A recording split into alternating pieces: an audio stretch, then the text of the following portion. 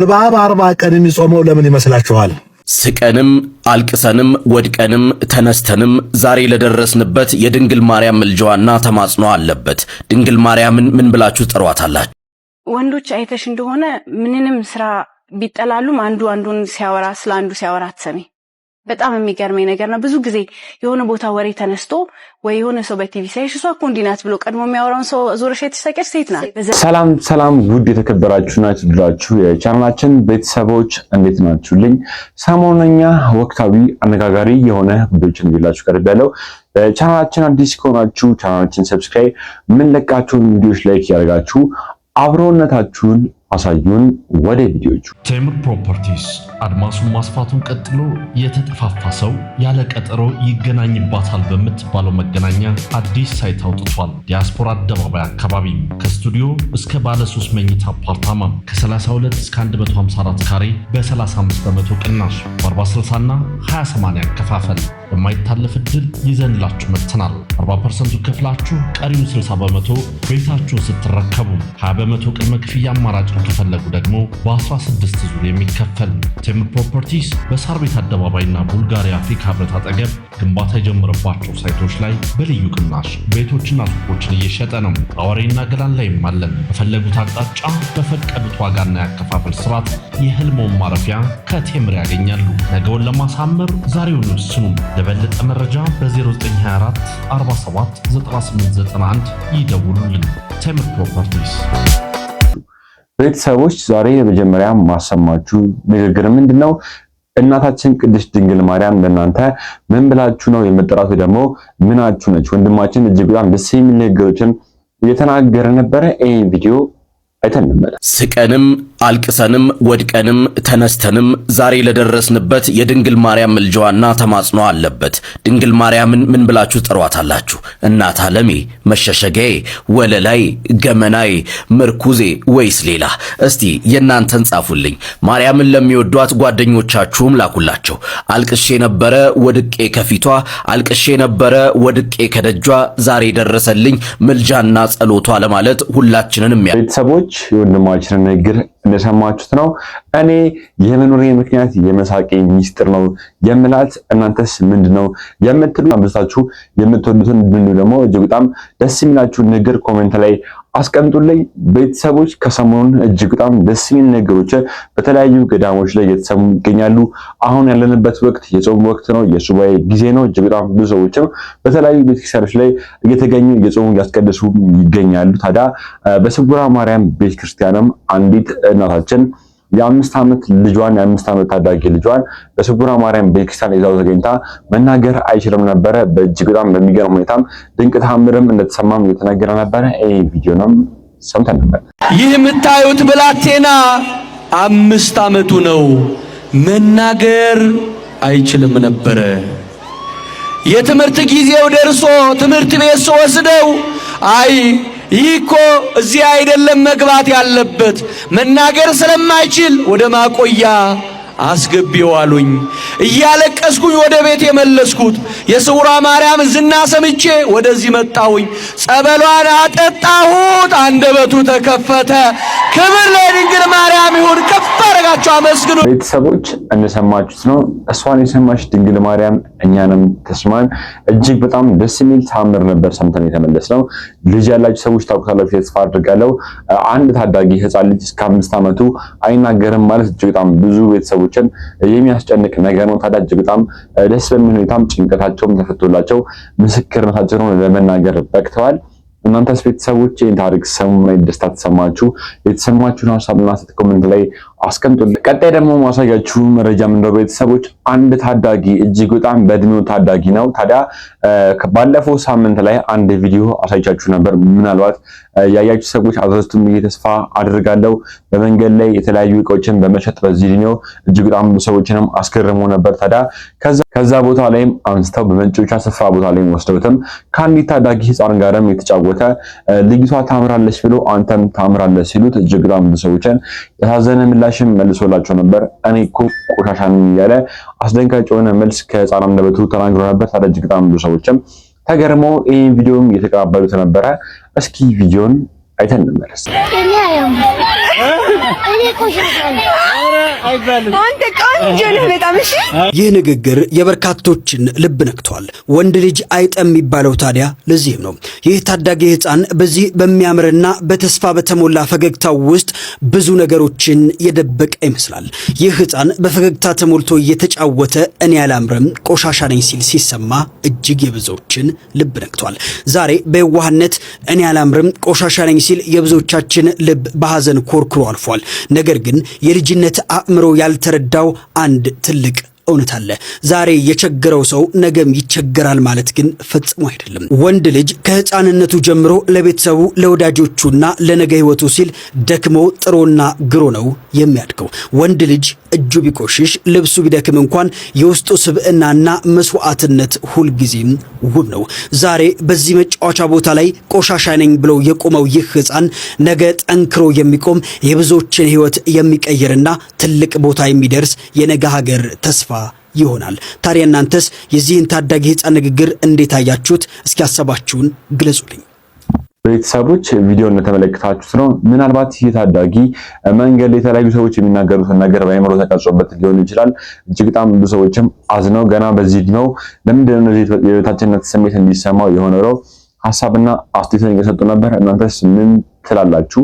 የተሰማችሁን ሐሳብ በግልጽ ኮሜንት ላይ አስቀምጡ። ጆርዲ በዛብህ የተለያዩ እንቅስቃሴዎችን ጀምራለች። ሴት ልጅ መሰማት አለባት ትሰማ ያለችም ደስ የሚሉ ነገሮችንም እየተናገረች ይገኛል። ታዲያ በተቃራኒ ደግሞ ቤተሰቦች በአንድ ንግግሯ ላይ ሀገር ቅድስት ሀገር ኢትዮጵያ የተባረከች ሀገር አይደለችም ብላም የተለያዩ ንግግሮችንም እየተናገረች ነበር። ታዲያ የፈለገ ነገር ቢሆን ከሀገር የሚበልጥ ነገር የለምና መጀመሪያ የምትናገሪው ነገርን አስቀድሚም እያሏት ይገኛሉ የተለያዩ ሰዎችም። ቪዲዮን አይተን እንመለስ። ከዚህ በኋላ ቅድስት ሀገር ኢትዮጵያ እንዳትሉ እሺ ፕሊዝ። እርኩስ ሀገር ኢትዮጵያ። የተወለድኩት አሰብ ነው።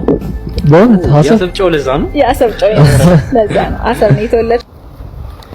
ልጅ ጆርዲ ባትጃጃይ ጥሩ ነው። ይሄንን ቪዲዮ ኮፒ ሊንክ ሸር አድርጉት። ከመቼውም ጊዜ በተለየ ሀገር የሚያሳስባችሁ ሰዎች እንደዚህ በማርያም በጊዮርጊስ ምናምን ስለምናችሁ ሳጎንብስላችሁ ሙሉ የጋራ ችግር ነው። ኮፒ ሊንክ ሸር ታደርጋለህ። ልጅ ጆርዲ በምን እንደወጣሽ እናውቃለን። ዩኒቨርሲቲው ልኮይ ለዩኒቨርሲቲ ተደናብረሽ በውር ድንብር ክለብ ማታ ላይ ሴት ጋር ስትሳሳሚ ፎቶ ይዘንብሽ ተደነጋግጠሽ ነው ወጣሽው። ዛሬም በአፍሪካ ሀገር ሆነሽ የምታረጊው የምትስተዳደሪበት ብቸኛ ነገር በተመሳሳይ ጾታ ሆሞሴክሹዋል ደባበቅ ነገር የለም። በፌሚኒስት መልኩ ሰላማዊ ትዳር የሚኖሩትንና ለማግባት ዳድ የሚሉትን ሰዎች በማስደንበር 15 ቀን ወሲባዊ ግንኙነት በመከልከል ስራ ባለመሄድ እያልሽ ሀገርንም ትውልድንም ለማቃወሳት ሞክሪ። እጣቱን የሚጠባ ሕፃን ልጅ ኢትዮጵያ የለም። ሁሉም ሰው ገብቶት የራሱ የሆነ ላይብራሪ በጭንቅላቱ ላይ ገንብቶ ነው የሚኖረው። አንቺ የምትወሪውን በቲክታክ ዓለም ላይ ከአልጎሪዝሙ አንዱ ስለሆንሽ ስክሮል ስናርጊ ስለምትመጨልን እንጂ የሚከተሉሽ ባንቺ አይነት በተመሳሳይ ጾታ የተጠቁ ብዙሃንና ውስኖች ደግሞ ለሴት ልጅ ጥቃት እውነተኛ ጠበቃ የሆንሽ መስሏቸው ነው። እውነቱን ስነግርሽ ይሄ ሁሉ የሚከተልሽ ሴት የኔን 300 ሺህ አካውንት እንዴት እንዳዘጋሽው ቃል በቃል ልንገርሽ። አቅም ኑሮሽ አይደለም። የኔዎች ሲዘናጉ ያንቺዎች ደግሞ ለመብዛት ስለበረቱ እንዳንድ ራስ እንዳንድ ምላስ ስለሆናችሁ ነው። የኔዎች አንሰው አይደለም ወይ ያንቺ በስተው አይደለም። የናንተ መዳረሻችሁ ዓላማ ታርጌት እቅድ ስላላችሁ ነው። የኞች ደግሞ ትውልድ መዘናጋት ስላለባችሁ ነው። ባጭር ቃል ያዘጋሹ 300 ሺህ አንዴ እንደ ቅቤ ቀልጧል። እነ ፉአድ እንድሪስ ማይከፈትም ብለዋል። የኢትዮጵያን ቲክታክ ብርግድግድ የሚያደርጉት በምን ርዝ እንደሆነ ምሎ በአላህ ብሎ ቢነግረኝም በምን እንዳላስከፈተው አላቅም። የነ ሙሴ ሰለሞንን ከዓመት በኋላም ሲያስከፍት አይዶን ጊቭ አፕ ሽት በአካልም ስለምንቋወም ስለምንዋጋ በሚዲያም ባንመጣ ያሳስበንም። እንዲሁም ሚዲያ ከወሬ ውጭ ዘለለ የለም። በአካል ብዙ ተግባር ነገር እያደረግን ነው። ዋናው ሐሳብ ስመጣልሽ አጠር አድርጌ በ3 ደቂቃ ነው ቪዲዮ ሰሩት። ኮፒ ሊንክ ሸር እንዳይረሳ። የቻላችሁትን ያክል ሜንሽን አድርጉላት። የኔ 100 ሺውን አዲስ ያፈሯቸው አንቺ ካዘጋሽ በኋላ ያፈሯቸው 100 ሺህ ወንዶች ከጎንሽ እንዲቆሙ አንድ ቪዲዮ ስር የአንድ ደቂቃ ተመሳሳይ ጾታን ሆሞሴክሹዋልን እቀዋወማለሁ፣ በአገሬ ላይ እርኩሰትን እከላከላለሁ በይና ቃል ለሰማይ ቃል ለምድር ጉልበቴ እስኪደማ ክንዴ እስኪዝል ከጎንሽ ልቁም። ይቺ ከዚች እስከዚች በተወሰነችው በ10 ኢንች ጉሮሮሽ ከወጣች ግብረ ሰዶምን እቀዋወማለሁ፣ ተመሳሳይ ጾታን ሌዝቢያንነትን አወግዛለሁ በይ። ያችን ካረክሽ ይቺ ማተር ትካደኝ። ከኔ ቀድሞ የሚደግፍሽ ከኔ ቀድሞ የሚወድሻለም። ግን አትያትም። ያሳሾናት ታንቅሻለች፣ ትወጋሻለች፣ ፈሰስሽ ትቀራለች። ውስጥ ለውስጥ አለው ሊቀመንበራችሁ ነኝ ያልሻቸው ሴቶች ይበተኑብሻል። ሰዎች ቪዲዮን ባይጋጩት ነው። በመጀመሪያ ሷስት ነገር የነበረው ነገር እጅግ በጣም ብዙ ሰዎችን አስቆጥቷል። ግን ከሰሞኑ ደግሞ የጀመረችው እንቅስቃሴ እጅግ በጣም ብዙ ሰዎችም እንዲከተሏትም ሆኗል። እጅግ በጣም ብዙ ሰዎችም እየተከተሏት ነው። ምክንያቱም ያለ አግባብና እጅግ በጣም በሚያሳዝን ሁኔታ ህይወታቸው ያለፉ እናቶች እህቶች ባሉበት ሀገር ላይ ሁሉም እናቶች ፍትሃቸው ሊሰማ ይገባል፣ ድምጽ ልንሆናቸው ይገባል እያለች እንቅስቃሴም ጀምራለች። እናንተም ይህን እንቅስቃሴ እንደጀመራችሁ ተስፋ አድርጋለሁ።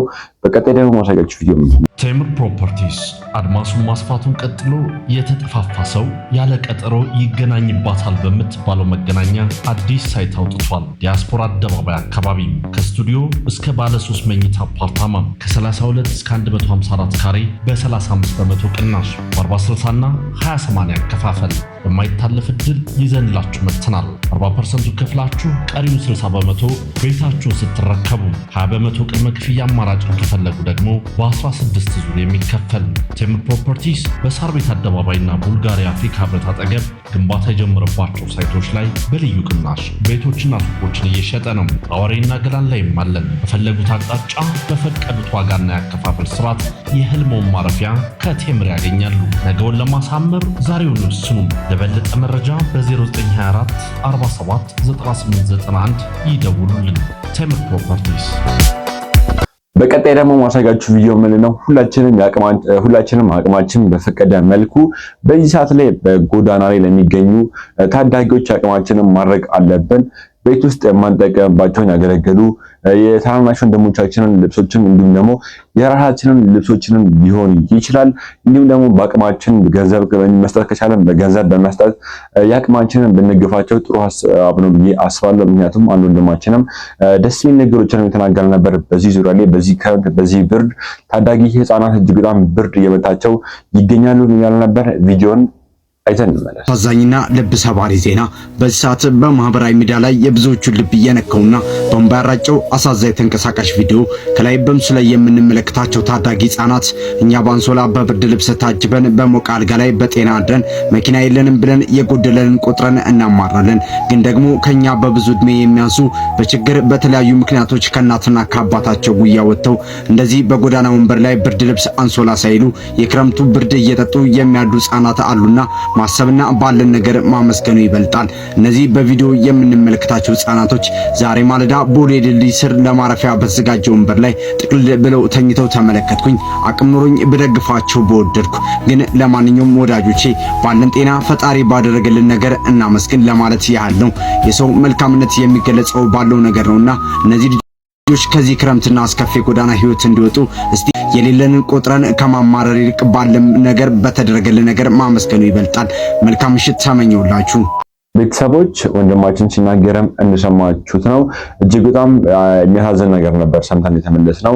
በቻልነውና በአቅማችን ቤተሰቦች ቅድም እንደነገርኳችሁ በአቅራቢያችን ለሚገኙ በጎዳና ላይ የሚያድሩ እናቶች እህቶች ደግሞ ህፃናት ታዳጊዎች አቅማችንን እናድርግ ብዬ መልካም የሆነ መልእክትን አስተላልፋለሁ። ቤተሰቦች አንድ አባታችን እጅግ በጣም ደስ የሚል ጠቃሚ የሆነ ምክሮችን ትምህርቶችንም እያስተማሩ ነበረ። እባብን ለምንድን ነው 40 ቀን የሚጾሙ ያሉ ነበረ። ለምንድን ነው ቤተሰቦች ታውቃላችሁ? ቪዲዮን አይተን ነበር። እባብ 40 ቀን የሚጾመው ለምን ይመስላችኋል? እባብ በዚህ ምድር ላይ ይኖርና ሲያረጅ ቆዳው በጣም ያኮፈኩፍና እንቅስቃሴ ያስቸግረዋል ማለት ነው። ከዚያ በኋላ ምን ያደርጋል? እባብ 40 ቀን ይጾማል። 40 ቀን ይጾምና ጠባብ በሆነ በድንጋይ መካከል በጠባብ ድንጋይ ውስጥ ይሄዳል ማለት ነው። ከጾመ በኋላ 40 ቀን ተጾመ በኋላ ምን ይሆናል ማለት ነው? ያ ቆዳው ካፉ እስከ ጭራው ድረስ ያለው እንዳለ አካሉ ተገፎ ይወድቅለታል ማለት ነው። በጠባብ ውስጥ ሲያልፍ ጾሟል፣ ሰውነቱ ተጎድቷል፣ ተርቧል፣ ማሿል፣ ቃጥኗል። በዚያ ውስጥ በጠባቡ ድንጋይ ውስጥ አልፎ ሲሄድ እንዳለ ቆዳው ተገልፍፎ ያረጀው አካል ይቀራል ማለት ነው። ስለዚህ እባብ ሲያረጅ እንደዚህ እያደረገ እየጾመ አካሉን እያስወገደ እንዲህ እያለ ይኖራል። እባብ መቼ እንደሚሞት ታውቃላችሁ? ቂም ይዝና ሰው መንከስ ሲፈልግ ከጫካ ወጥቶ መንገድ ዳር ያደፍጣል ማለት ነው። ያን ጊዜ ነው የሚሞተው። እኛም ከጾምን ከጸለይን ከቆረብን ሞት የለብንም፣ አዲስ ህይወት እንኖራለን። መቼ እንደምንሞት ታውቃላችሁ? ለኃጢአት ቂም ስንይዝ ማለት ነው። ቂም በቀል ስንይዝ እባብ ቂም በቀል ይዞ ከጫካው ወጥቶ መንገድ ዳር ሰው ነድፋ እንደሚሞት ሁሉ እኛም ኃጢአትን ስናሻትት የኛ ያልሆነውን ኃጢአትን ስንፈልግ በሰይጣን ተጠልፈን ተቀጥቅጠን ወደ ሲኦል እንወረወራለን ማለት ነው። ስለዚህ ለኛ ህይወታችን እባብ ብዙ ዘመን ለመኖር መጾም እንደጠቀመው ሁሉ ጾማችን ወደ ኃጢአት እንዳንሄድ ሰውነታችን ለእግዚአብሔር እንዲገዛ የእግዚአብሔር ማደሪያ እንዲሆን ቆራቢ እንዲሆን በአጠቃላይ ህይወታችን ለእግዚአብሔር የተመቸ እንዲሆን ጾም ወሳኝ ነው። መጸለይ ወሳኝ ነው። በእውነት በዚህ የሥጋችንን ለመጥፎ ነገር የሚያነሳሳንን በጾም በጸሎት ማስወገድ እንችላለን ማለት ነው። ይሄ ጾም የሰላም የፍቅር አንድነት ይሁንልን። መልካም ጾሙን ኮሜንት ላይ እንኳን አደረሰን እያላችሁ ጻፉ። ቤተሰቦች ምናልባት ይሄ ነገር ማታውቁ ሰዎች ከነበራችሁ እጅግ በጣም ደስ የሚል ትምህርት ነበር። አባታችን ትክክለኛ መልእክት ነበር ሲያስተላልፉ የነበሩት። ለአባታችን እግዚአብሔር እድሜና ጸጋ ይስጥልን። በቀጣይ ደግሞ ማሳያችሁ ቪዲዮ ነው። ቤተሰቦች በቤተ ክርስቲያን ስነ ስርዓት በቁርባን እንዲሁም ደግሞ በተክሊል ከተጋቡ በኋላ ባልና ሚስቶች በቤተክርስቲያን ስነ ስርዓት እንደመሆኑ በቤተክርስቲያን ስነ ስርዓት ነው ያ ፕሮግራም ማለቅ ያለበት። ዓለማዊ ፕሮግራም መቀላቀል የለበትም ያለ አንድ ወንድማችን ጠቃሚ ምክሮችን እየተናገረ ነበር። እናንተም በዚህ ሐሳብ ተስማሙበታላችሁ ተስፋ አድርጋለሁ። ቪዲዮን አይተንም ሸብረ ባለች ምድር እኔ በእንደነዚህ አይነት ሰዎች ላይ ብዙ አይነት ቪዲዮዎችን ሰርቻለሁ። እስቲ ዛሬ ደግሞ የእናንተ ተራ ይሆንና በእነዚህ ሰዎች ላይ ሐሳባችሁን በኮሜንት ገለጹልኝ። በነገራችን ላይ ነገ ደግሞ አህዛብ መናፍቃን ደግሞ ይመጡና እነዚህን ሰዎች ቤተክርስቲያንን ይወክላሉ ብሎ ሊያወሩ ይደፍራሉና በመጀመሪያ ደረጃ ምዕመናን እንደነዚህ አይነት ሰዎች ተክሊል አድርገው ቅዱስ ሥጋውንና ክቡር ደሙን ተቀብሎ መጥተው እንዲህ ጭፈራውን የሚያስነኩ ሰዎች ቤተክርስቲያንን አይወክሉም። ምስጢሩ ሳይገባቸው ምስጢረ ተክሊል ምን እንደሆነ ቅዱስ ሥጋውንና ክቡር ደሙ ሥርዓተ ቁርባን ምን እንደሆነ ሳይጠነቅቁ በዛ አካባቢ ባለው ማህበረሰብ ግፊት፣ ሁለተኛ ደግሞ በራሳቸው ፍላጎት ብድግ ብሎ ተክሊል የፈጸሙ መጥቶ ደግሞ እዚህ ላይ የሚጨፍሩ ስርዓተ ቤተክርስቲያንን የሚጠሱ ምዕመናን መሆናቸው መረዳት መቻል አለባችሁ። እነዚህን ሰዎች ካላስተማርናቸው፣ ካልመከርናቸው፣ ካልገሰጽናቸው መቼም ሊመለሱ አይችሉም። ምክንያቱም ካህናቱም ከእንደነዚህ አይነት ሰዎች አይለዩም። በነገራችን ላይ ሁሉ ነገር ከምንጩ ነው የሚታወቀው። እዛ አካባቢ ላይ ያሉ መምህራን ምንጫቸው ጥሩ ቢሆን ኑሮ እንደዚህ አይነት ምዕመናንን ባላፈሩ ነበር። ምዕመናን የሚታወቁት በመምህራኖቻቸው አማካኝነት ነውና እዚህ አካባቢ ላይ የምትገኙ በሌላ ቦታ እንደዚህ አይነት ስርዓት ስትመለከቱ መሀል ገብታችሁ ያለምን ፍርሃትና ያለምን ማፍረት እንደዚህ አይነት እኩይ የሆነ ተግባርን ለማስቆም ሞክሩ እንጂ ከሸማቃችሁ ዳር ላይ ቆማችሁ እዩዋቸው ቅዱስ ቁርባንን ተቀብለው ይጨፍራሉ ብላችሁ ዝም ብላችሁ አትለፉ። ቢያንስ እናንተ የራሳችሁን ዕዳ ከራሳችሁ ላይ አቃሉ። እናንተ የስርዓት ልክ እንዳልሆነ እያወቃችሁ ዝም ብላችሁ ብታልፉ ከነሱ ጥፋት ተካፋይ ናችሁ። በነገራችን ላይ ግን እነዚህን ሰዎች ሄዳችሁ ስርዓት አይደለም ቁርባን ተቀብለሻል፣ ተክሊል አድርገሻል፣ ሥጋው ደሙን ተቀብላል፣ ይሄ ነገር ኃጢአት ነው ብለህ የራስህን ነገር ተናግረ አስተምረ ባይሰሙ አንተ ከነዚህ ሰዎች ደም ንጹህ ነህ፣ በእነሱ ኃጢአትም አንተ አትቀጣም ማለት ነው። ስለዚህ በዚህ ልክ ተራ ነገር ነው ብላችሁ አትለፉት። ነገ አድርጎ ይሄ ነገር ቤተ ክርስቲያን መሀል ሲጨፈር ታገኛላችሁ። ምዕመናን እባካችሁ ቅዱስ ሥጋውን ክቡር ደሙን ስትቀበሉ የተክሊል ስርዓታችሁንም ስትፈጽሙ ከእንደዚህ አይነት ተግባሮች ይሄ ብቻ አይደለም፣ ከዘፈን የማይተናነስ ከበሮ ይዛችሁ የሚጨፍሩ መዝሙር ነው ብላችሁ የምትዘምሩ ብዙ በመንፈሳዊ አጠጋግታችሁ በመዝሙሩ የሚጨፍሩ ተክሊል አድርጋችሁን ዘመርን የምትሉ ብዙ ሰዎች አላችሁና ይሄን ነገር ብታስተካክሉ መልካም ነው። ፍትሐ ነገሥት ቀጥታ ይሄን ነገር ያወግዘዋል። ቤተክርስቲያንም ደግሞ ይሄ ስርዓት እንዳልሆነ ታስተምራለች። አሁን ችግሩ ካህናቱ ምዕመናኑን አይገስጹም፣ አያስተምሩም። ምዕመናኑም ደግሞ ካህናቱ ከነሱ እንደማይተናነሱ ስለሚያውቁ አይሰሟቸውም ማለት ነው። ብችሉ ካህናት ከምዕመናን የተሻለ ህይወት ገንቡና ምዕመናን እናንተ እንዲሰሙ ተማሩና ምከሯቸው። ከዛም በኋላ አንድ ምዕመን የእናንተን ህግ ተላልፎ እንዲህ ሲጨፍር ኃጢአትን ሲሰራ ህገ ቤተክርስቲያንን ሲያፈርስ ስትመለከቱት ከምዕመናን ህብረት እነዚህ ምዕመናን መለየት ይችላል። ስልጣን አላችሁ፣ አትጠቀሙበትም ወይ አታውቁትም። እናንተም ከነሱ ስለማትሻሉና ስለማትተናነሱ ነው እንዲህ ቅዱስ ቁርባን ተቀብለው ተክሊል ቆቡን ጭኖ ሲጨፍሩ ዝም ብላችሁ የምትመለከቱት ማለት ነው። እነሱ የደስታቸው ቀን ነው ምናምን ብላችሁ ህግን የማታውቁ እንዲህ ብላችሁ ኮሜንት የምትጽፉ ሰዎችም እናንተ ክርስቲያን እንዳልሆናችሁ ደምድመን ልንናገር እንፈልጋለን። ምክንያቱም ይሄን እድል ብታገኙ እናንተም ጭፈራውን እንደምታስነኩት ያለምንም ጥርጥር ስለምናውቁ ማለት ነው። ስለዚህ እባካችሁ ቅዱስ ቁርባንን ስትቀበሉ ተክሊል ስታደርጉ የዛን ጊዜ እናንተ ንጉስና ንግስት ናችሁ፣ ተከብራችሁ ቁጭ በሉ። እንደዚህ አይነት ጭፈራም አያስፈልግም። ኃጢአት ነው፣ በደል ነው። በእናንተ ምክንያት ሌላ ሰውም ይጠፋል። ቪዲዮውን ተመለከታችሁት ነው። እጅግ በጣም ብዙ ሰዎችም በዚህ ሐሳብ ይስማማሉ ብዬ ተስፋ አደርጋለሁ። ምክንያቱም በዓለማዊ መንገድ ከሆነ በዓለማዊ መንገድ ማለቅ ይችላል። በመንፈሳዊ መንገድ ደግሞ ከሄደን በመንፈሳዊ መንገድ ነው ፕሮግራሙ ማለቅ ያለበት ብዬ አስባለሁ። እናንተስ ምን ትላላችሁ? ሐሳብና አስተያየታችሁን ኮሜንት ላይ አስቀምጡልኝ። እጅግ በጣም በሚገርምና እጅግ በጣም በሚያሳዝን ሁኔታ እጅግ በጣም አስደንጋጭ የሆነ ነገር ተሰምቷል በዚህ ሳምንት። ይሄ ነገርስ ምንድነው? ቪዲዮን አይተን ሴቶች እንደዚህ አይነት አሰቃቂ ወንጀል ሲፈጽሙ ስሰማ ለመጀመሪያ ጊዜ ነው። እነኚህ 3 ሴቶች የፈጸሙትን አሰቃቂ ወንጀል ልንገራችሁ። እነኚህ 3 ሴቶች እንግዲህ በሻሸመኔ ከተማ በመስተንግዶ ስራ ላይ ተሰማርተው ነው የሚሰሩት። ታዲያ እነኚህ ሴቶችም ውንብድና ወይም አንግ ለመስራት ያስባሉ።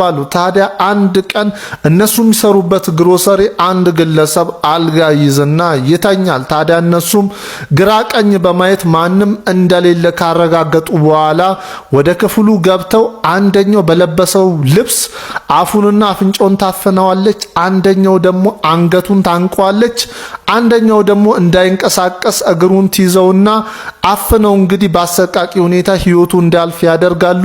ሰውየውም ከሞተ በኋላ እንግዲህ ያለውን ነገር ከወሰዱ በኋላ የሱ ማንነትም እንዳይታወቅ በኪሱ የነበረውን የባንክ ቡክ ፎቶውን ቅድድ በማድረግ እንዲሁም ስሙን በመሰረዝና እንዲሁም ራሱን እንዳጠፋ በማስመሰል አንገቱ ላይና እግሩ ላይ የኤሌክትሪክ ሽቦ በማሰር እንግዲህ ከቦታው ይሰወራሉ።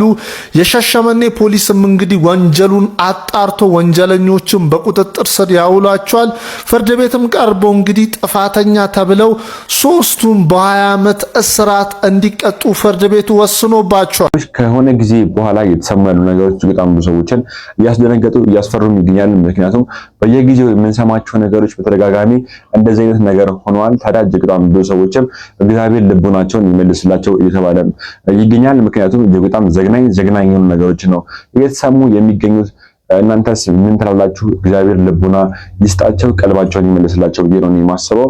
እናንተም የተሰማችሁን ሀሳብ ኮሜንት ላይ አስቀምጡ። እኔ ፍቅር ህይወት አልፈልግም ከዚህ በኋላ እውነት ጨርሻለሁ። እኔ ማፍቀሪያን ዘግቼው አስቀምጫለሁ። ማፍቀሪያን ዘግቶ ማስቀመጥ ይቻላል? አዎ። ኧረ ተይ፣ እውነት ኢነርጂ የለኝም እኔ በቃ። አዎ፣ እኔ እንደዚህ ሂጄ ከአንድ ወንድ ጋር ተዋውቄ ቤታሬ ሰላም እንዴት ነህ ምናምን ኧረ ይደክመኛል። እኔ ኢነርጂ የለኝም። የልጄን ጥሩ ነገሮች ላይ በመመስረት ላይ በጣም ቢዚ ነኝ። ትዳርን ማየት የምፈልገው ልጄ ላይ ነው። ልጄ ጥሩ ባል ስታገባ በቃ ቆሜ እሷን መዳር ነው የምፈልገው። ልጄ ጥሩ ትምህርት ቤት ስትማር ሳትከራተት ዘመድ ቤት ሳትሄድ ይህን ዕቃ ጠቢ ይህን የተባለች በቃ ቁጭ ብዬ ራሱ ድሪም የማደርገው በቃ ልጄ ጥሩ ትምህርት ቤት ስትማር ማየት አይገባ። እኔ ዩኒፎርም አድርጌ እኮ ዕቃ ሳጥብ ነበረ ከትምህርት ቤት መጥቼ። ስለዚህ አንቺን ልጅነት የተበላሸ ያልሽው ልጅነት በልጅሽ መበቀል ትፈልጊያለሽ? አዎ በጣም። እኔ ጉዳይ አይደለም ከዚህ በኋላ መጥቶ ከኔ ሰዎች። በቀጣይ ደግሞ ማሳያችሁ ቪዲዮ ምንድነው የባለ ሀብቱ የሼክ ሁሴን አሊ አላሙዲ የቀድሞ ዋና ስራ አስኪያጅ ከስራቸው እንደለቀቁ ሁላችንም እናውቃለን። ታዲያ ከስራቸው ከለቀቁ በኋላም ሼክ ሁሴን አሊ አላሙዲ ለምንድነው የማትከሷቸው ሲባል ክስ መስራት አልፈልግም፣ ምክንያቱም ከዚህ ቀደም ያሳለፍናቸው ነገሮች ሁሉ ለኔ ጥሩ ነበሩ ብሎ መልካም የሆኑ ነገሮችን የተናገሩ ነበር። ቪዲዮን ሰምተን እንመለስ። እኔ እሳቸውን የመክሰስ ፍላጎቱም ህሊናም የለኝም። በነበረን ወዳጅነት ተቆጥተው ይሄ ልክ አይደለም ይሄን ብሎ ብዙ ነገር ለማድረግ ይችሉ ነበር። ግን ያን ሁሉ እንዳያደርጉ ያገዳቸው ራሳቸው ሊናገሩ ይችላሉ። እኔ ስለሳቸው ሆኜ ዛሬ መናገር አልችልም። እና ግን ክሱን የጀመሩት እሳቸው ናቸው። እና ከክሱም አልፎ ነገሮች የበለጠ ወደ ተወሳሰበና በራሳቸው ፈቃድ በራሳቸው ትዕዛዝ የተደረጉትን ሁሉ እንደማያውቁ ምን አድርገው እኔን ወደ ወንጀል ሁሉ ለመሄድ የክፋት ጥግ ድረስ ለመሄድ የተነሱበት እኔ አይደለሁም። እኔ ያለኝን ማስረጃ እና መረጃዎች ሁሉ በእጄ ያሉ፣ ዝም ብዬ የምታዘዘውን ነገር ሁሉ ስለታዘዝኩ ብዬ የምሰጥም ሰው አይደለሁም። ሁሉ ማስረጃ ግን በእጄ ያለ የሚታይ ወደፊትም ለታሪክ የሚቀመጡ ማስረጃዎች እጄ ላይ ቁጭ ያሉ አሉ። እና ዝም ብሎ እንደ ባህል የተያዘ ነገርም ሊሆን ይችላል። ከሰው ጋር ተወዳጅቶ ሲለያዩ ጥግ ድረስ ሄዶ መላተም ጥሩ ባህል አድርገው የያዙት ይመስለኛል። ግን ያ ደግሞ ትክክለኛ ወይም ደግሞ ከተማረ ሰው ወይም ደግሞ ልምድ ካለው ትልቅ ሰው አንተን በ10 ዓመት በ12 ዓመት የሚበልጥ ሰው እድሜ ራሱ አስተማሪ ነው። ምናልባት እርሶ ራሱ ሲያስቡት እንደሰው አስቀይሜያቸዋለሁ፣ አጥፍቻለሁ የሚሉት ነገር የለም? ምናልባት እዚህ ድረስ እንዴት ሊደረስ ቻለ? ቅድም እንደነገርኩ ነው የኔ ጥፋት አንድና አንድ ነው። ስልክ ሲደውሉ አለማንሳቴ፣ ያለማንሳቴ ደግሞ ለጥሩ ነገር ነው ብዬ በማሰብ ነው። እሱ ምንድነው ግለው ቢናገሩኝ እኔና እሳቸው 32 ዓመት ተከባብረን ተዋደን ተፋቅረን ያለን ሰዎች የማያስፈልግ ነገር ቢናገሩኝ እኔን ደግሞ ራሴን ስለማውቀው ነው። እኔም ሰው ነኝ፣ የሰው ልጅ ነኝ፣ የተፈጥሮ ስሜት አለኝ እና ጠባይንም አውቀዋለሁ። አላስፈላጊ ቃል ቢሰነዘርብኝ ችዬ የምቀበለው አልመሰለኝም እና ነገሮች ቢቀዘቅዙ ይሻላል፣ በኋላ በኋላው ይሻላል በሚል ነበር። ግን ያው ቅድም እንዳልኩ እንደ ባህል የተያዘው ወደ ሰው ሲጣላ የማጥፊያውን መንገድ ወጥመዶች መዘርጋት፣ ሚሳይሎች መተኮስ ምናምን ስለሆነ ያ እንግዲህ ሼሁ በእስር ላይ ያሉ ሳውዲ አረቢያ እርሱ በአካል ሄደው የማግኘት እድሉ ነበሩት? አዎ ከአንድም 3 ጊዜ በአካል ተገናኝታችሁ በጣም ጠይቄያቸዋለሁ፣ አበረታትቻለሁ። እንደተመለከታችሁት ነው ቤተሰቦች፣ ጥሩና ደግ ያደረጉልን ሰዎችን መቼም ቢሆን መርሳት የለብንም። በቀድሞ ማሰብ እንዳለብን የሚያሳይ ቪዲዮ ነበረ እኚህ አባታችን ሲናገሩ የነበሩት። በቀጣይ ደግሞ ማሳያችሁ ቪዲዮ ምንድነው ማን ያዟል እሸቱ እጅግ በጣም አስገራሚ ንግግሮችን የተናገሩ ነበረ። ግብረ ሰዶማውያን የሆኑ ዲያቆኖች መጥተዋል እያለ ነበር። ይሄ ድርጊት ደግሞ እጅግ በጣም ሰዎችንም አስደንግጦም ነበረ። ቪዲዮን አይተን እንመለስ። ቴምር ፕሮፐርቲስ አድማሱን ማስፋቱን ቀጥሎ የተጠፋፋ ሰው ያለ ቀጠሮ ይገናኝባታል በምትባለው መገናኛ አዲስ ሳይት አውጥቷል። ዲያስፖራ አደባባይ አካባቢ ከስቱዲዮ እስከ ባለ 3 መኝታ አፓርታማ ከ32 እስከ 154 ካሬ በ35 በመቶ ቅናሽ በ40/60 እና 20/80 አከፋፈል በማይታለፍ እድል ይዘንላችሁ መጥተናል። 40% ከፍላችሁ ቀሪውን 60 በመቶ ቤታችሁን ስትረከቡ 20 በመቶ ቅድመ ክፍያ አማራጭን ከፈለጉ ደግሞ በ16 ዙር የሚከፈል።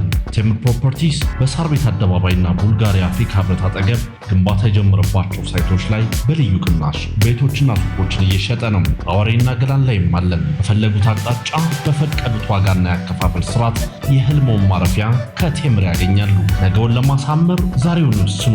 ለበለጠ መረጃ በ0924 47 9891 ይደውሉልን። ቴምር ፕሮፐርቲስ። ግብረ ሰዶም ዲያቆናት ተገኙ ተባለ። ቄሶቹ ዲያቆኖቹ ብር ወዳድ ዓለምን ወዳድ ሆነዋል። መነኮሳት ከከተማ አልወጣም በባታችን አንቀመጥም አሉ። የቤተ ክርስቲያን ችግሯ በጣም በስቷል። ይሄን እናንተም ታውቃላችሁ፣ እኔም አውቃለሁ። ሌሎች ከኢትዮጵያ ኦርቶዶክስ ተዋሕዶ ቤተክርስቲያን እምነት ተከታይ ውጪ የሆኑ ሰዎችም ያውቁታልና ትናንትና ቅዳሴው እንዳለቀ የቦሌ መድኃኔዓለም አስተዳዳሪ አባት ምን አሉ? ለቤተ ክርስቲያን ጸሎት አድርጉ። አብዛኛው ሰው ስጋዊ ምኞቱን መውደድ አብዝቷል። ምእመናን ሆይ እኔ እንደ አባት የምነግራችሁ ነገር ቢኖር ለቤተ ክርስቲያናችን እግዚአብሔር እንዲሰራባት ጸሎት አድርጉ ተብሏል። እርግጥ ነው እነዚህ ሃይማኖት መሪዎቻችን ሰዎች ናቸው፣ ይሳሳታሉ፣ ይወርቃሉ። በእርግጥ ሴጣን ከኛ ከመደበኛ ሰዎች በላይ እነሱ ላይ ያነጣጥራል። እረኛውን ካልከው መንጋው ይበተናል ነው ህጉ። ግን እነሱንስ ማን ይርዳቸው? ለነሱስ ማን ጸሎት ያደርግላቸው? ለነሱ ነፍስስ ማን ይማጸን? ምእመናን አንዳንድ ጊዜ እኛም የራሳችንን ድርሻ መወጣት አለብን። እግዚአብሔር በእነሱ ላይ በቤተክርስቲያን ላይ እንዲሰራ። አለበለዚያ ሁላችንም ሰዎች ላይ ጣታችንን የምንጠቁም ከሆነ ሶስቱ እኛ ላይ ያደርጋል። ይቺን ቤተክርስቲያን አተናት የታሪክም በመንፈሳዊ በእግዚአብሔር ፊትም ተወቃሽ እንዳንሆን የአባቶቻችንን መንፈሳዊ ተጋድሎ እሳት አመድ ወለደ እንዳናስብለው ሁላችንም በምንችለው መንገድ ብንጸልይ እግዚአብሔር ይሰማናል። እግዚአብሔር ይርዳል። ቤተሰቦች እንደሰማችሁት ነው። የተለያዩ ንግግሮችን ማን ያዟል እሸቱን የተናገረ ነበረ። ቤተሰቦች ለዛሬ ይዤላችሁ የቀረብኩት ቪዲዮ የሚመስላሉ። በቀጣይ እናንተን ቁም ነገር ያስጨብጣሉ፣ ሀሳቦችን አስተቶችን ያለዋውጣሉ ብዬ ማስባችሁን ቪዲዮችን ይዤላችሁ እመጣለሁ። ስላዳመጣችሁኝ አመሰግናለሁ። ለቻናላችን አዲስ ከነበራችሁ ቻናላችን ሰብስክራይብ፣ መለቃቸውን ቪዲዮችንም ላይክ ያደርጋችሁ አብሮነታችሁን አሳዩን። ቴንክ